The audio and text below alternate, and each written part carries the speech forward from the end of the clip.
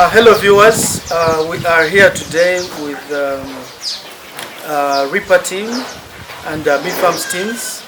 Later we are going to be letting you know what RIPA stands for. We launched this partnership a few months ago. We are the implementation arm for RIPA's projects, mainly managing the cattle and the goats. At this point, we wanted to inform you, our viewers, what the broader vision and strategy is for RIPA. But before I do that, I'm going to invite my colleagues to introduce themselves and in what capacities they are supporting RIPA. I'll start with myself. My name is Brian. I work for MIFAMS. On this project, I'm providing project management level support to ensure that we deliver this project and ensure quality assurance, but as well support with evidence generation activities, including research. I'll start with the lady on my right as we proceed with the rest. Okay, my name is Harrieta Humuza and I'm working with RIPA as the administrative secretary and specifically office work. Yes, hello viewers. My name is Christopher Akampulira. I work with RIPA as the head of strategy and corporate affairs. Thank you. Hello viewers, Vincent Bamugaya is my name, and I'm the executive vice chairman for RIPA and the co-founder of RIPA.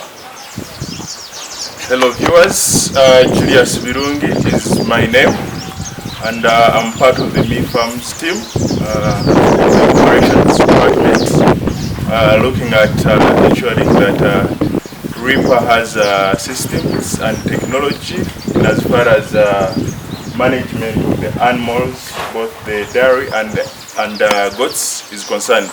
Thank you so much. Thank you, Tim. So I'd like to ask Mr. Vincent here to explain a little bit more what is RIPA, but also highlighting the vision and what you envisage in future. So the future of RIPA in terms of the project itself, but also on how it's going to impact the communities from this time we are launching the project and the future, what is being by RIPA for the communities, please. So RIPA is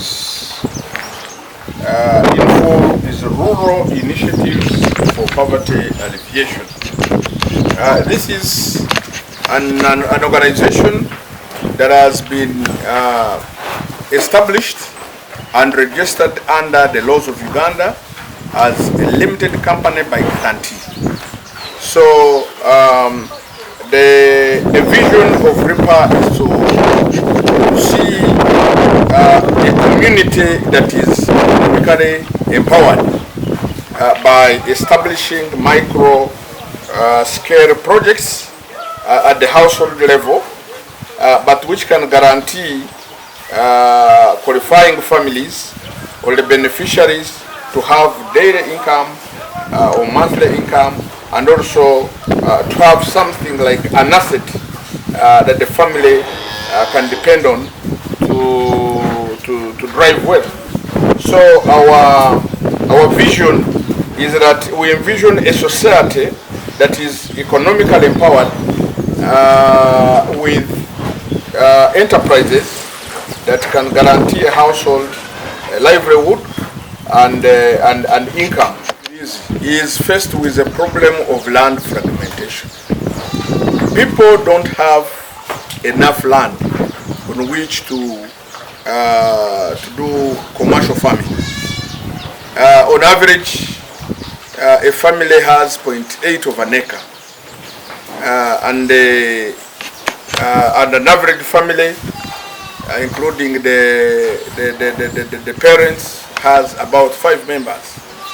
So you find that it is a very big problem to guarantee economic transformation of a community that does not have land and does not have other economic activities where they can drive income. So to come up with the design of the programs we have so far, we shall be launching the goats project and also the zero grazing dairy cow projects on 29th of February. So these projects are demand driven. We listened to the people, we undertook a study and we listened to the people, and we found that actually there are people who can afford to look after the zero grazing cows, and those who cannot afford the zero grazing cows, they can look after maybe 1 or 2 goats which are high yielding. So we believe that through that we may make a contribution to the social and the economic well-being of our people as they look after those animals, and at the end of the day they gain from the offsprings of those animals. They sell the milk from the animals and even sell the animals themselves if need be. Yeah, thanks Vincent. Could you also highlight a little bit more on the motivation behind these projects, focusing on your personal inspiration, as well as let us know in terms of the selection in detail, how the selection has been considered, highlighting the criteria, but also mentioning if there is any focus on any particular groups or individuals of any nature, so that our viewers can entirely understand where we are coming from and what is an inclusive model that we are trying to implement. On a personal level, I think the motivation was drawn from my experience as a banker. I worked for so many years with a rural development bank, and that's Centenary Bank, and I saw and actually helped families to get out of poverty by giving them loans, small loans, micro loans, to buy cows and start zero grazing units from their own homes. Then right now I'm working as a director in charge of economic monitoring in the office of the president, and one of the things that I've been engaged in is seeing how government programs are actually failing. So government programs, government has injected a lot of investments in programs to drive for socio-economic transformation, but there has been a missing link. What is happening in the government is that we have so many interventions coming to address one goal, and in so doing you find that they are missing. There are some gaps identified. So those interventions are not linked together to achieve that goal. So, and we have been striving as government to see how best we can harmonize managing projects along the entire value chain so that the goals can be ably achieved. But then on a personal level, I felt that I should draw from that experience which I attained from the bank and this experience that I've attained from government to come up with a model that I will personally oversee. I will be part of the management, managing the entire value chain from inception up to the end result. So as a demonstration that actually these small projects and programs and initiatives that the government is putting in place can actually drive poverty out of the communities. So this is like a demonstration farm which is going to put into practice what the president has been preaching about and what also the government's intentions have been. And we are dedicated to ensure that actually we manage all our interventions from inception, as we conceptualize them, up to the end result, so that at the end of the day we see that the gaps we are seeing in the mega programs of government are actually closed in this micro project of ours, so that we can use it as a learning experience to be able to inform policy decisions at the national level and also maybe at a program or project level.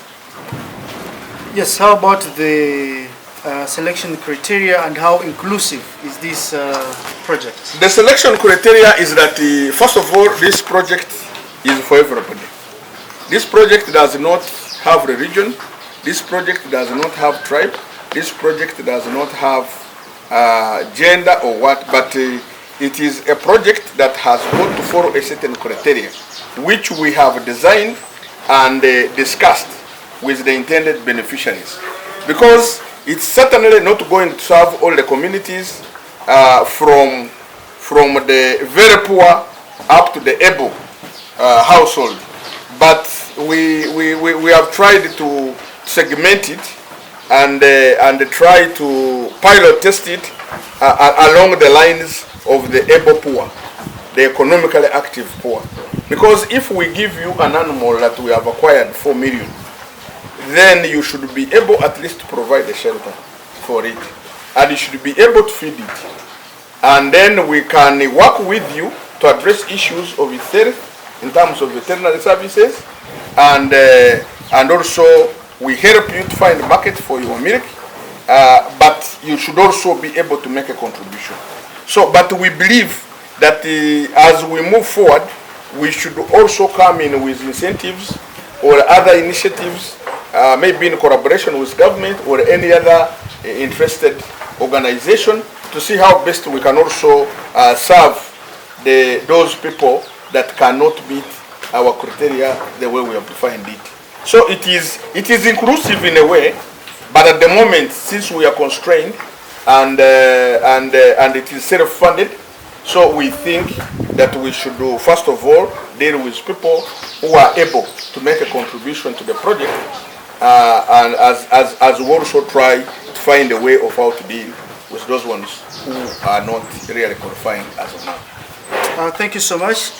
Could you also hint on, in practical terms, what are the expectations you have partnering with MIFARMS in terms of the implementation and what we ought to achieve as our graduation model as people, take on these animals to the point where they will graduate out of the project?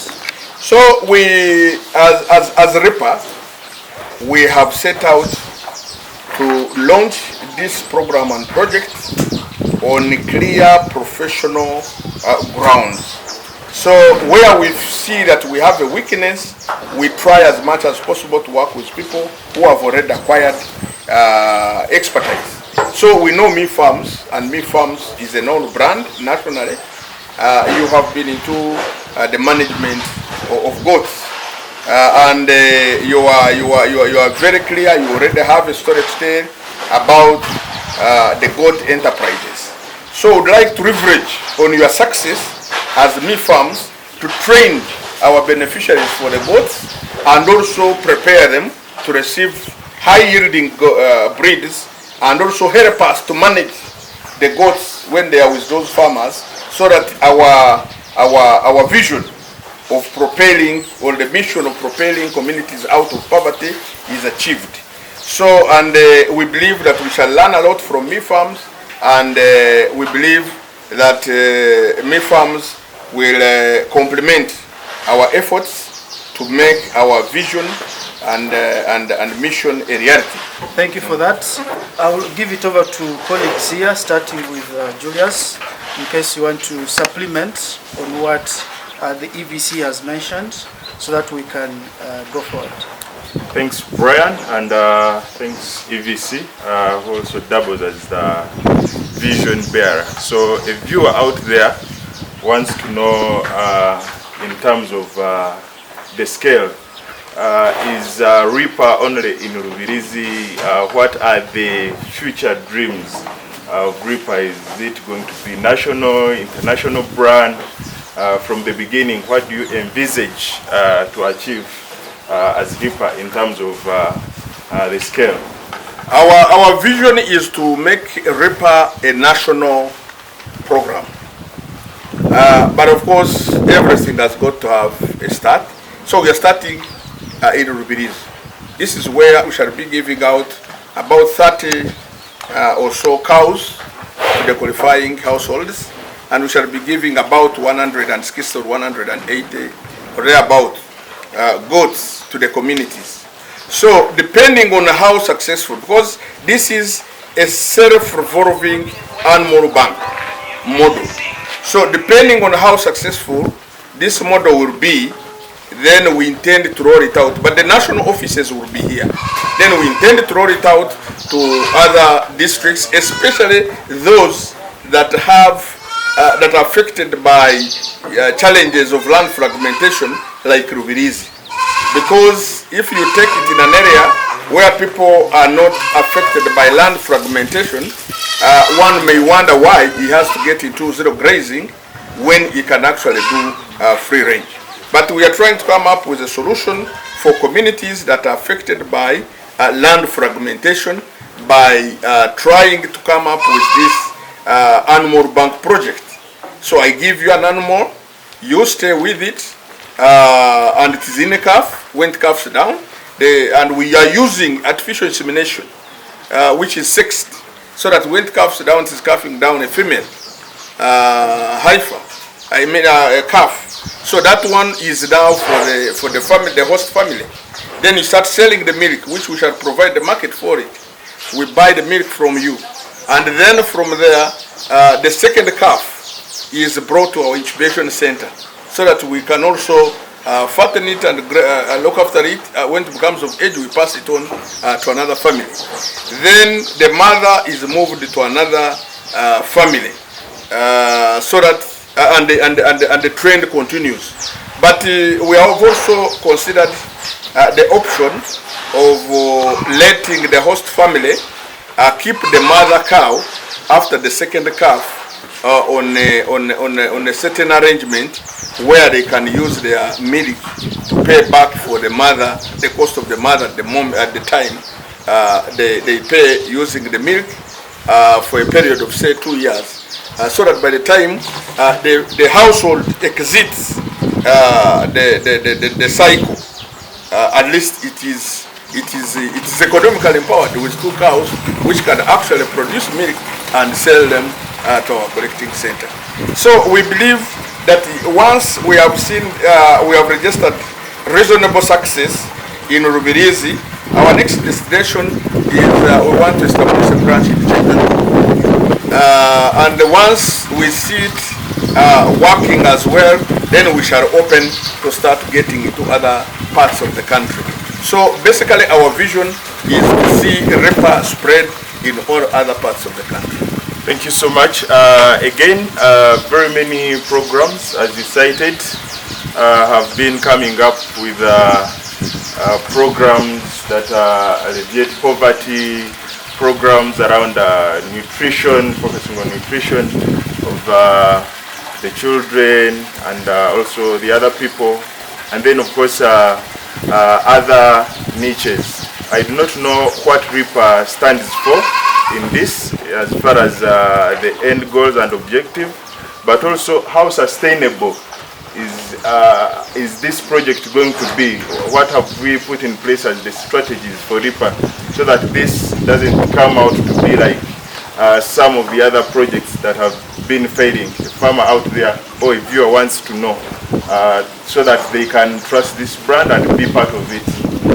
You see, every successful brand or every successful project starts with identification of the problem. What is it that you are trying to solve? Or what is it that you are trying to cure? So just like a doctor cannot just say go and buy this medicine. He has got first diagnose and he sees what kind of disease you are suffering from, and then he prescribes the medicine. So likewise in the RIPA, what we have done, that's why we are very conscious. We said we need to first find out exactly what is the problem faced by the people in Rubirizi. And one of the things that have come out clearly is that the people are poor. Now, if people are poor and they can barely afford money to pay school fees for their children, money to take their sick members to the hospitals. So what then can be the cure? So we are trying to study what are the causes of poverty in our society. So the causes of poverty are that households do not have sources of income. So they are stranded. They cannot till their small acreages of land to plant food. Crops, to put some grow things for own consumption for food, and then also have the balance to sell, because there is no land basically. So people are encroaching, and the kids cannot leave their parents' homes because they have nowhere to build their own homes. So now we said, now if that's the problem, one of the interventions that we can bring is an enterprise that can guarantee increase of household income. And we have been very careful in trying to come up with the dairy, the zero grazing dairy project.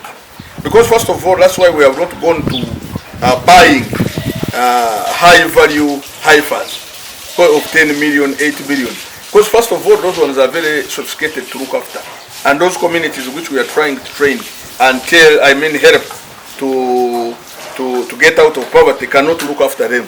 So we decided to go with the slightly manageable animals, which are of 3 million, 3.5 to 4 million, which they can use. But those animals, they will be using artificial insemination. So when they use artificial insemination, that means that the offsprings of those animals will be of a better breed, and even in terms of yielding milk, they will be better than their mothers. So in so doing, and also the families will have gained experiences of looking at the cows by the time the offsprings start also producing milk and also maybe calving down.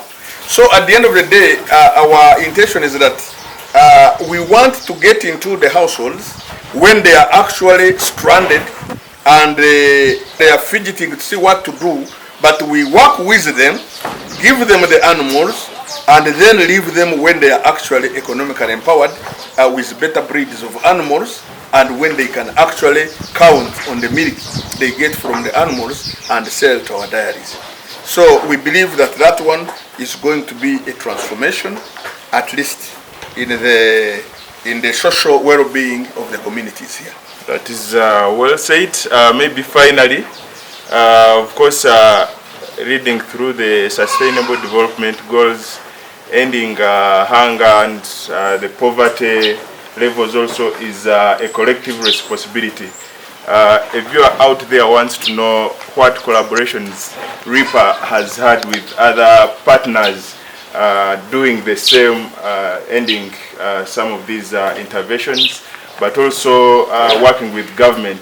What has RIPA done so far, and what do you plan to do collaborating with these other active groups? Yeah, we are mindful of the SDGs, and we are mindful of the government programs to end poverty and disease, and also improve the nutrition of the communities. But before we start seeking for collaborations, we really wanted to first perfect our model. And this is what we are doing. Right now, theoretically, we believe we have the right model and the right strategic fit for the communities here in Rubirizi.